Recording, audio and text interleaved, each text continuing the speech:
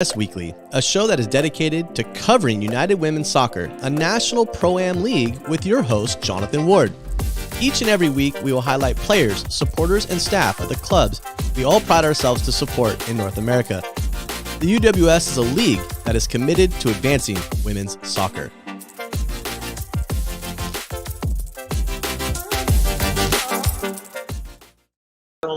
This is my fourth one. I'm a little out of voice already, but it's not my normal voice. Hey everyone, welcome back to the United Soccer Coaches Convention in Kansas City. I am honored and privileged to have Dr. Joe hanging out with us. Dr. Joe, thanks so much for taking the time to hang out today. Thank you. So Dr. Joe, let me ask you, first off, how did you become involved with soccer? We were talking a little bit about your racing background, but how did soccer come into play? I grew up in New York City.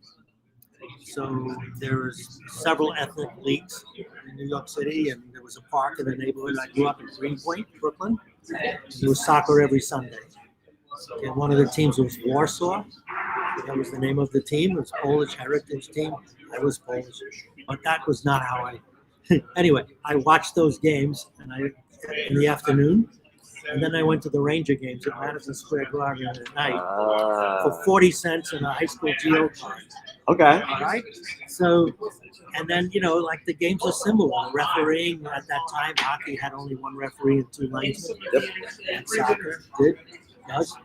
And the goalkeeper play is kind of almost the same too. There's angle play, and So when I went to high school, I met some guys from the soccer team, and they asked me if I wanted to try out. I did, and that's how it started. So how, you've been involved in the game for a number of years. This is my 56th convention. 56th convention. So that puts you at 40 years of being involved, right? No, I have. I've lost my 50-year pin. My next one, I'll get a 60-year pin. So how has it changed over time? How has the game changed, Doc? Number one thing, if somebody came back to life and played in the ethnic leagues in New York City back then, and the fields were Eintracht Oval, Metropolitan Oval, Zurich Oval, all these cinder fields, no grass. The first thing would be the facilities. Yeah, I'll tell you a story. I mean, I don't know where we're going with it, but that's all right.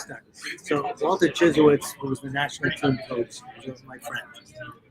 And we were hanging out, watching the Cosmos game in the bar, on television.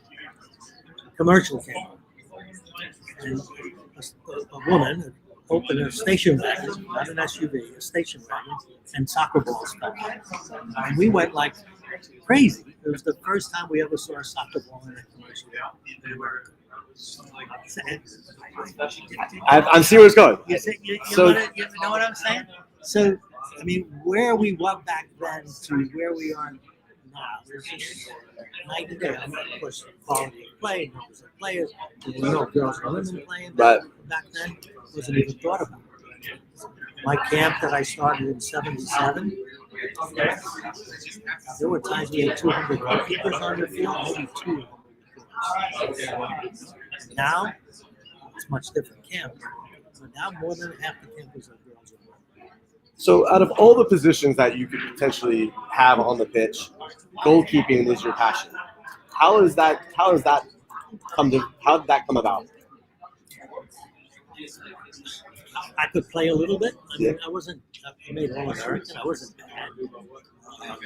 If I had been able to play in the indoor league, I would have been very good in that because my size, you were right there. The smaller goal and everything. So, I don't know. I learned, I was a phys ed major in college. I learned how to teach. Yeah. So I broke down the skills on goalkeeping to progression of exercises. Yeah. Beginning to end, finishing up in the game. And it worked. It was magic for me. So, Coach, Doc, we talked a little bit about the idea and the concept of how soccer has grown with the commercial and the balls falling out. But you have seen the game grow and develop from every level of every opportunity. How would you say the women's game has grown since the beginning when you first started on 56 years ago? Well, that's an interesting question because our early success in the World Cup for women with Tony DeCicco, Anson Lawrence, and Tony DeCicco coaching, we were ahead of the world because our women were ahead of the world in many, many more things besides playing soccer, right? So they were encouraged to express themselves. I mean, there was the so-called women's liberation movement and all kinds of things. And soccer is a game where you express yourself. Every player that gets the ball is a quarterback at the moment, Yes. right? So now the rest of the world is catching up, because those countries the women are making progress in their society. They're more accepted and able to play. So, I mean, if you go to like a women's soccer game, you see in the stands are 70 to 80% mothers, fathers, and young girls, right? Yep. And it's crazy. I mean, and now, we have mothers who played soccer, probably grandmothers who played soccer, right? Yep. So we've never had anything close to that when I was playing soccer. Yeah, because the game. It seems as though the game. I don't want to say it wasn't allowed, but it wasn't given the same platform. I guess is the way to put it. Exactly. It wasn't even in the schools. When Title IX came, Yeah.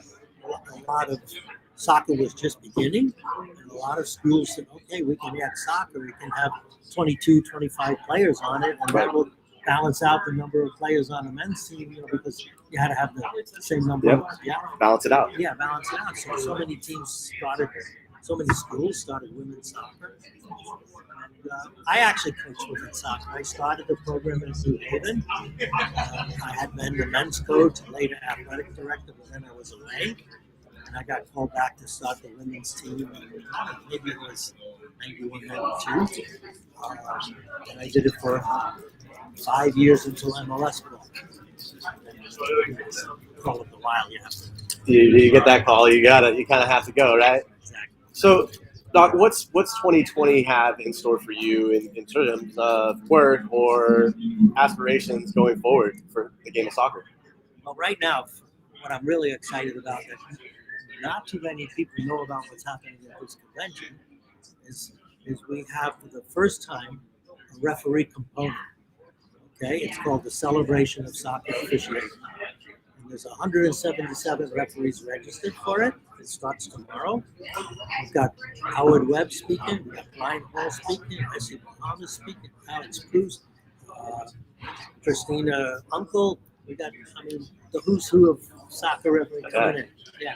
So, and myself and Essie organized this, and we were asked 2 years ago to do it.